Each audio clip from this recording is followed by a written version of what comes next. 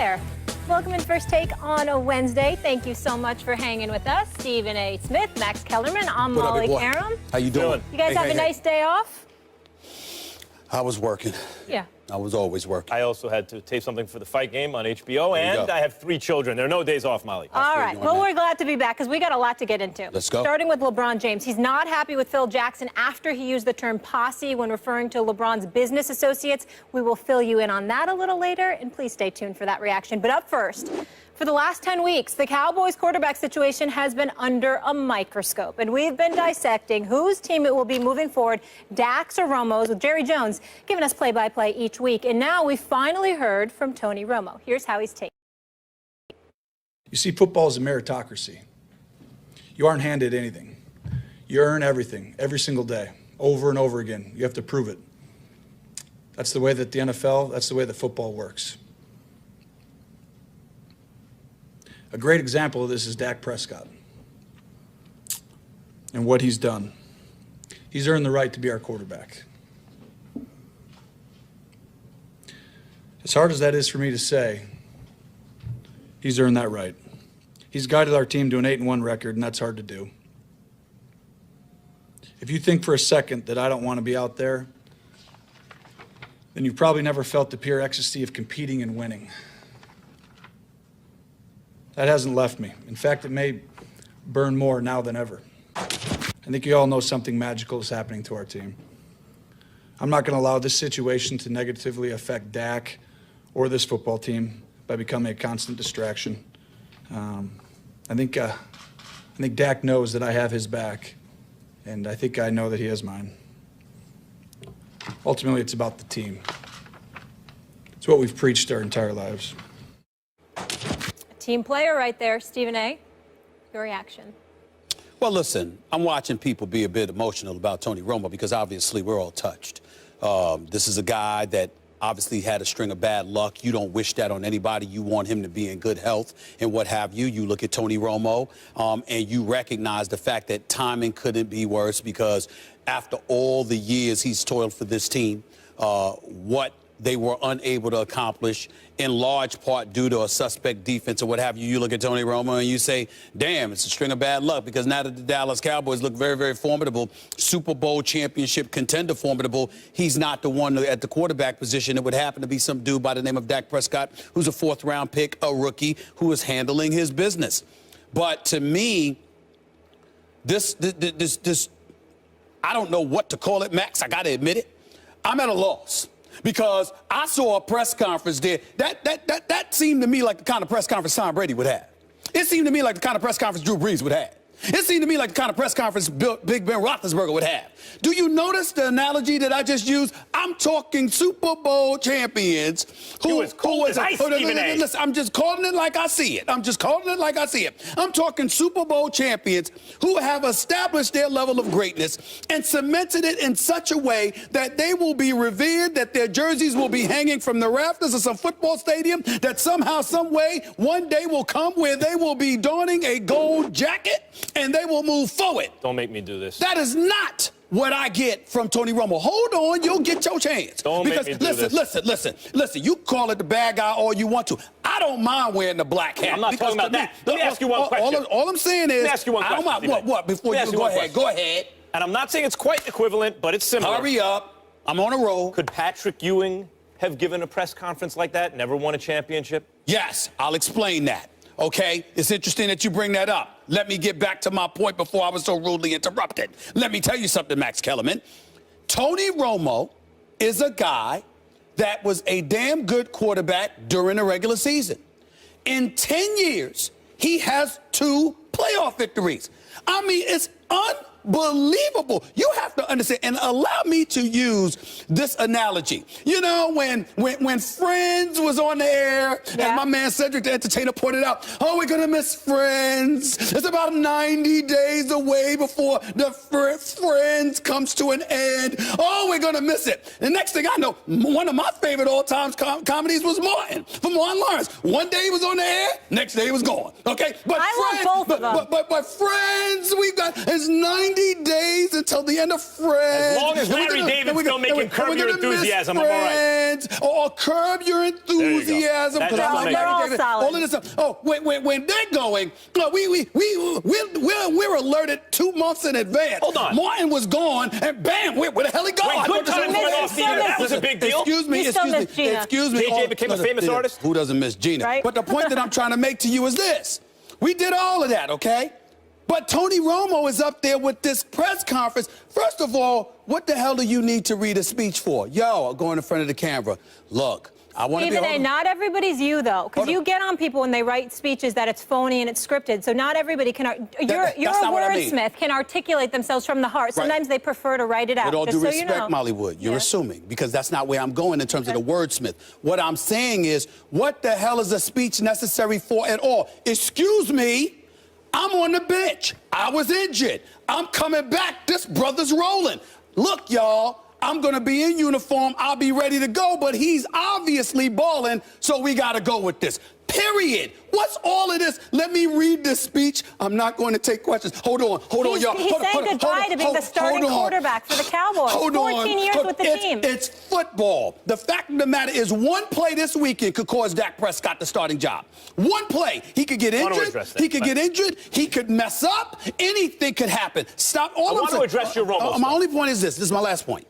Tony Romo is a damn good quarterback. Tony Romo is no champion. This is not a funeral. We don't know what's going to happen with Dak Prescott over the next 7, 8 games. All of this stuff that we saw yesterday, to me, relatively unnecessary. Really, I really mean that. I really do. Look. I really do. You're unbelievable. I'm not even going to start with what I was going to say. I'll get to that in a second. First, I want to address your Romo point. Why is he up there having a press conference in the middle of an NFL season, a successful season? He's not a Super Bowl champion. Tony Romo has unquestionably established himself as minimum an excellent quarterback. He is during the regular season. He is one of the better quarterbacks of his era. During the regular season. Excellent. During the regular season. Would I take him over Roethlisberger or Brady or Breeze? No. No, let me interrupt you now. Although if he played half his games in a dome, maybe. Say it. In New Orleans, regular season. Say it. Regular season. Yes, regular season. Thank you. Yes. Go ahead. Now, he hasn't had a tremendous number of opportunities in the postseason, certainly not as many as Brady, for example, but I'm not claiming he's Tom Brady. But he's an excellent quarterback. Now, why should he have to give a special statement? This is the Dallas Cowboys. This is not some nondescript team. The Dallas Cowboys are one of the major brands in American entertainment. Forget about sports. In American entertainment. That's right. You can give me that look. You know it's true.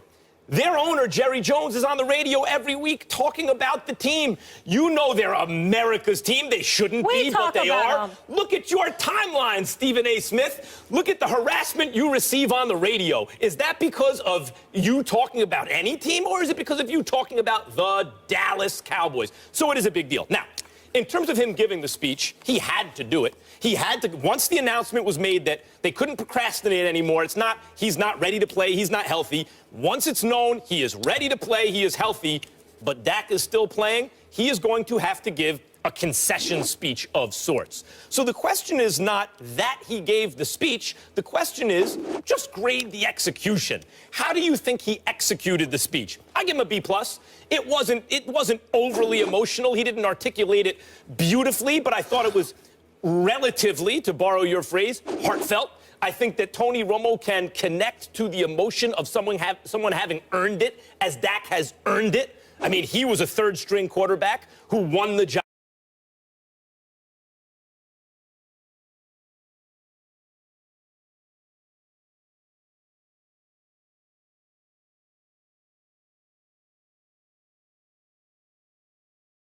In sports nowadays, it especially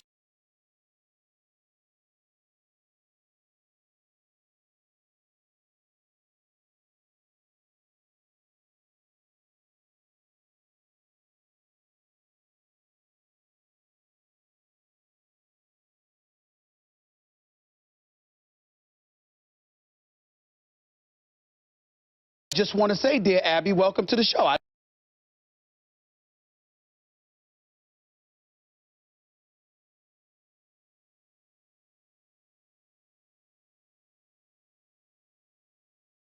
He was vulnerable. Go ahead, give it to me. Go ahead, Molly. He was. Go He's ahead. 36 years old. Okay. This man has to start over. We talk about this team every single day. If he didn't address it in front of the media, we'd continue to dissect it, and he'd be a distraction. Okay. He was classy. Okay. How can you rip this man for that? Hold on. First of all, It tugged at your heart a little. Stop lying. First of all, I'm not ripping him. I'm stating a point of fact. This is football.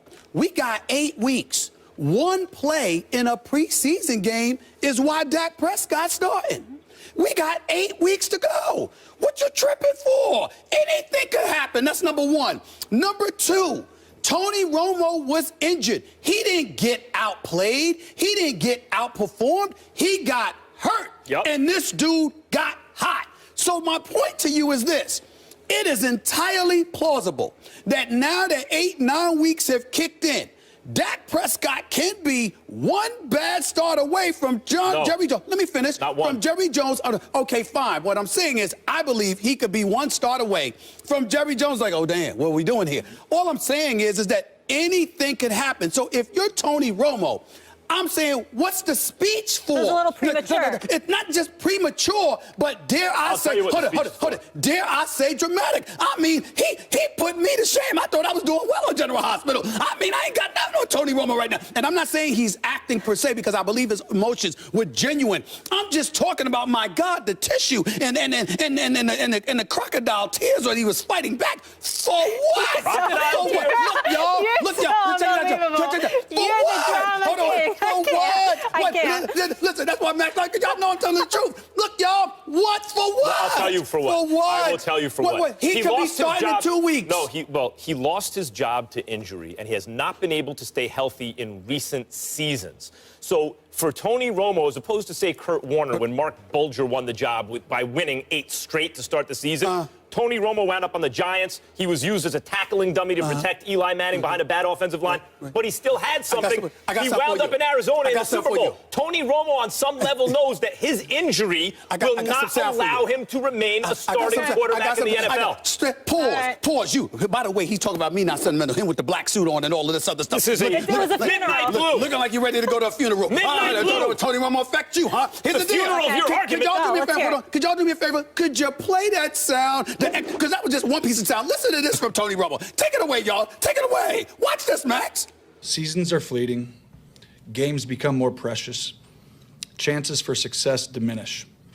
Your potential successor has arrived, injured 2 years in a row, and now in the mid-30s. The press is whispering. Everyone has doubts. You've spent your career working to get here. Now we have to start all over. You almost feel like an outsider. The coaches are sympathetic, but they still have to coach, and you're not there. It's a dark place. Probably the darkest it's ever been.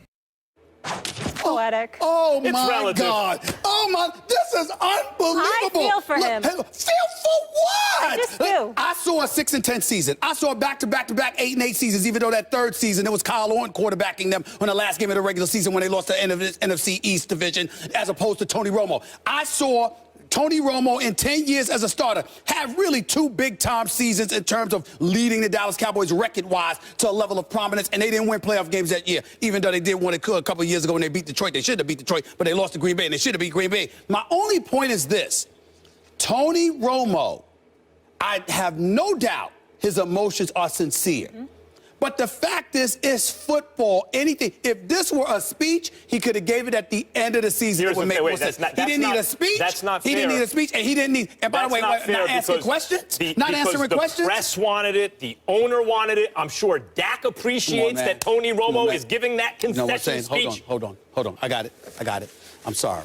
I apologize. All right. My bad. I'm being insensitive. You don't hate the Cowboys more than me. I put my Cowboy hatred up against anyone, but that's not right. So Tony Romo, my bad. You are. My bad. You want to know why, Stephen? Whatever y'all say. He went undrafted in 2003, started for the team in 2006, 14 years with the Dallas Cowboys. No, so this is the question. Y'all act like he just got drafted last year. He's been in the league for 10 years. We're moving it forward. 10 years. He's been elite for 10 years? All right. Will we ever true. see him in a Dallas Cowboys uniform again? I think you might. This is why I'm saying what I'm saying. I think it's entirely possible that Tony Romo will be seen against this season. Make the call, yes or no. Then you can say, I told you so. Let me tell you why.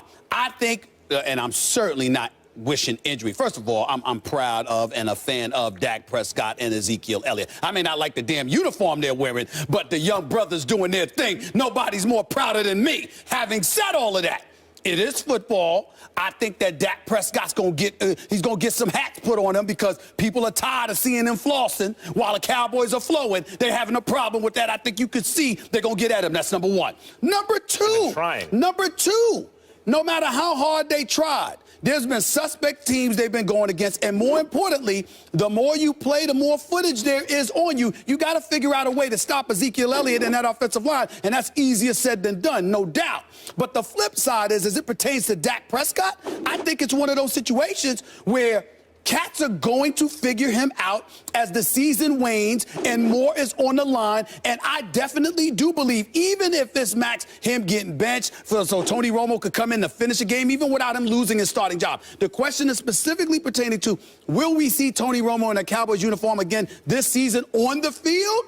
I believe something's going to happen where we will see that. Okay, I don't know what, but I believe that. We both think it's possible, but your call is yes, we're going to see him, and my call is no, we're not going to see him.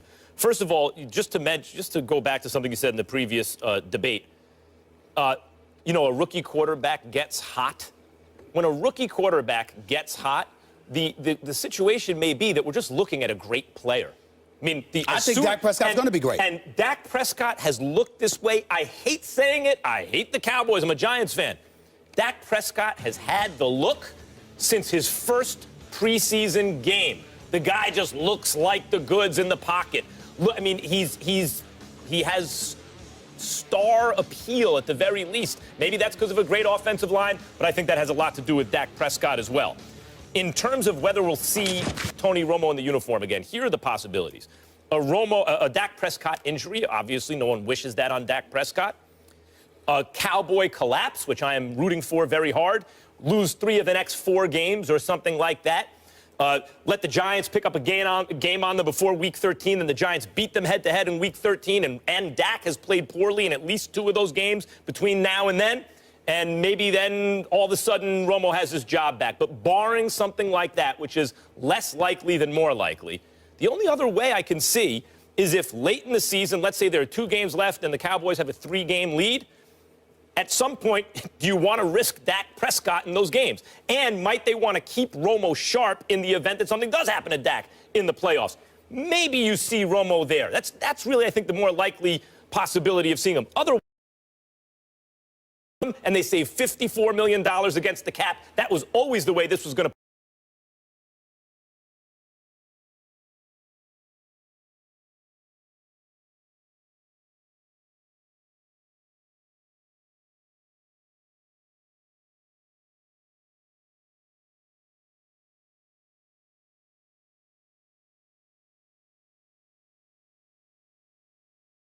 Tell me that Molly Wood is going to be dressed in a black dress today, but tomorrow she's going to be rocking a fly pantsuit or whatever. I'm going to say, oh, yeah.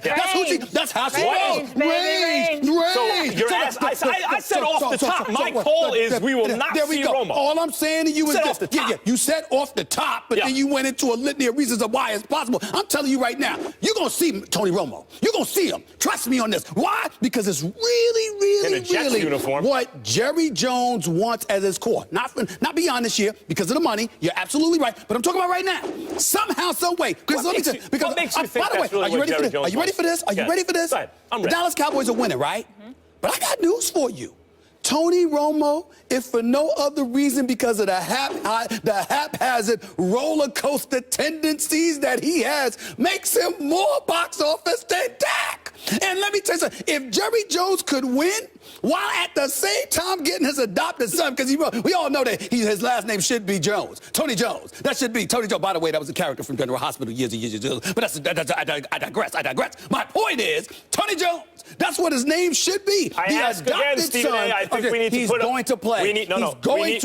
We need to just clarify something. What? I asked the other week, but I think people should hear it again. When you are that definitive about something, for example, Jerry Jones wants it to be Tony Romo. Yes. Generally, if you're talking about NBA, I've been told that. Right. I've been told that.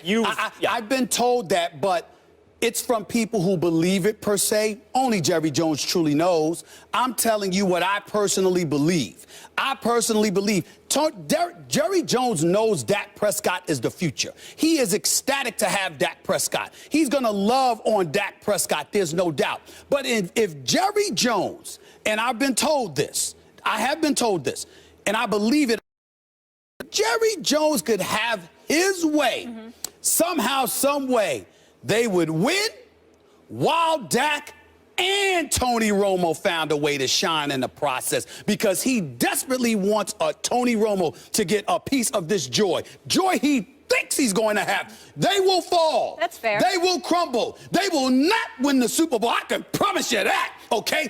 But if Jerry Jones had his way, and they were going to ascend to the promised land, But are you he would want suggesting, Tony Romo there. Are you suggesting that he would use the influence and the power he has as owner to push it in that direction? No. In that case, he's just wishing like a fan would wish. Exactly. Yeah. Okay. Now, But that's where his heart is. But he will flex his muscle if Dak struggles.